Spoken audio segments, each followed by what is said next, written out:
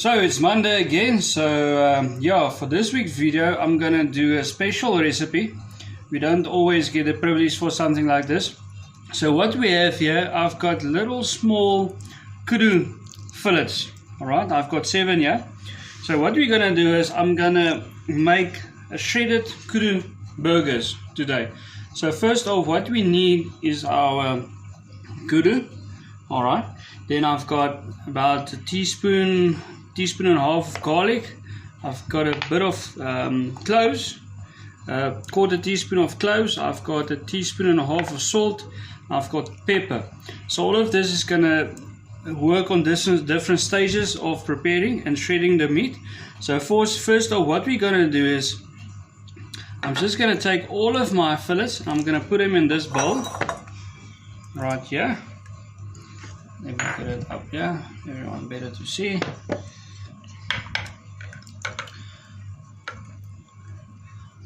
All my fillets here. Then I'm gonna add a little bit of cooking oil. This is not olive oil, normal cooking oil. Just a little bit. I'm gonna just stir that around. So this is just a start. I'm gonna add all of my black pepper, spread it all around. And I'm gonna add some of my salt. Just spread that around. So you can see I'm seasoning it only with the pepper and the salt, and I'm gonna mix it around again. So let me do that for a second. The next step, so you can see here, it's nicely coated with only the salt and the pepper and a bit of oil. So I'm gonna add a bit of oil into my pan. So my pan is preheated on a high heat. And all that I'm gonna do is now I'm just gonna seal off the fillets. I'm gonna throw them in there.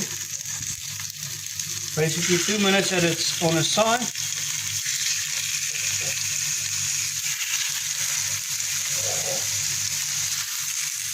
So you would like to use a cast iron pan for this because it gets hot quite fast and easily. So I'm going to have them there like that for 2 minutes. Okay, so when we do this, we just fry them 2 minutes on a side. So they are basically just peeled off. And what we're going to do now, we're going to take them off the plate. Let's do it like that and let them rest for about 5 minutes. So let's take them back to the table. So what we have here now, what the second step is, I've got 250 ml of cream. Remember my cloves, garlic, salt, and I added about 40 milliliters of chutney. Okay, so that is just gonna bring out the flavor and all of that. So first off, I'm just gonna add my cream into this mixing, whatever you want to call it, jug. Then I'm gonna add the rest of my salt here as well. Gonna add my cloves. You see there's not a lot of cloves, don't use too much of it. Gonna add my garlic. Remember my pieces of fillet is still just resting on the side there. Always, if you seal off your meat, you have to give it a little bit of time to rest. Otherwise it's going to be tough and you won't be able to do anything with it. Just leave it rested 5, 10, 15 minutes. This is not really thick meat, so I'm just going to leave it there for 5 minutes. So you just want to mix this quickly around. For your next step, what you want to do is just take a bit of this and just put it on the bottom of your bowl or your oven dish, and then you can start placing all of your meat around.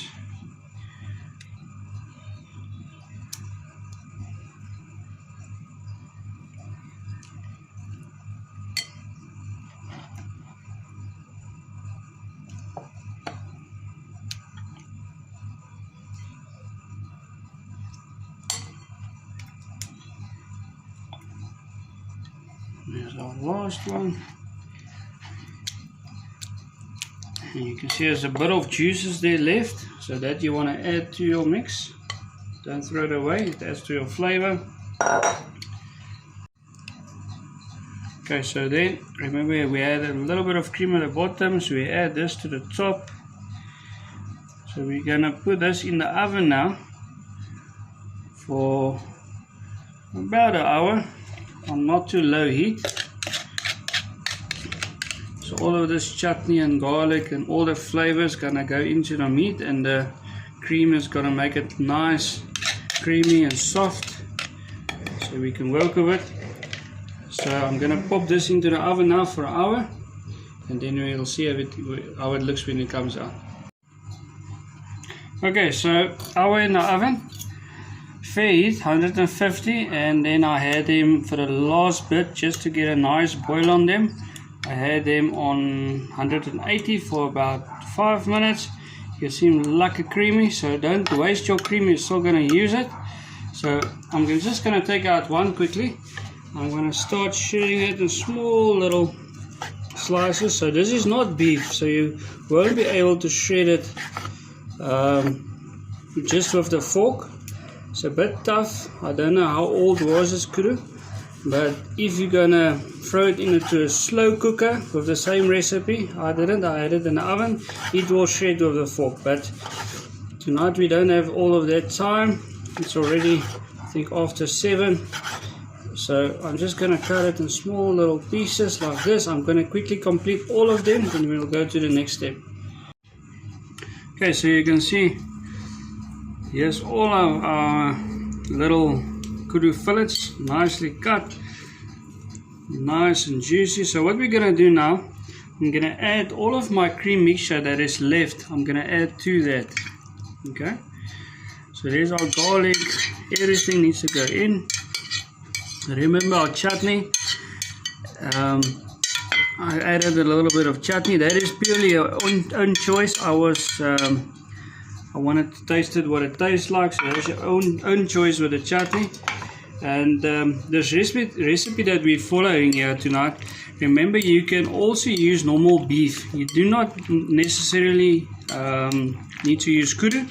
You can use beef as well. Just remember, if you use beef, don't include the cloves. You can leave that out. I just added the cloves due to the wild taste, or I don't know what you call it in English exactly, of the kudu, so that's purely gone. This tastes exactly like beef strips. So what I'm going to do now, to make it more soft and more tender, I'm going to throw this into a cast iron pot and let it cook there for about 20 minutes on a very high heat with the lid on. So I'm going to show you that. There you go, guys, you can see all our beef nicely cooked. All the cream went all the way inside. This is so soft now, juicy, tender, tasteful. So remember that we're gonna do shredded Kudu burgers tonight. So if you can look here on the side, you can look quickly, we have the buns here and everything ready. So we're gonna start with that quickly. So I'm not going to go into detail of that, you will just see the photo. Right, yeah, so this is our beef, all shredded. Well, not shredded, I wanted to shred it, but yeah, so there it is, nicely soft. The taste is marvelous. My wife don't eat game and she says this is marvelous. So great recipe, try it, and have a nice evening, everyone. So here's our pot, totally dry, and adding that mixture to it. Gonna cook this for about 20 minutes to very high heat with the lid on, so it steams a bit and all the flavor that didn't go into the beef all gets wrapped up in there.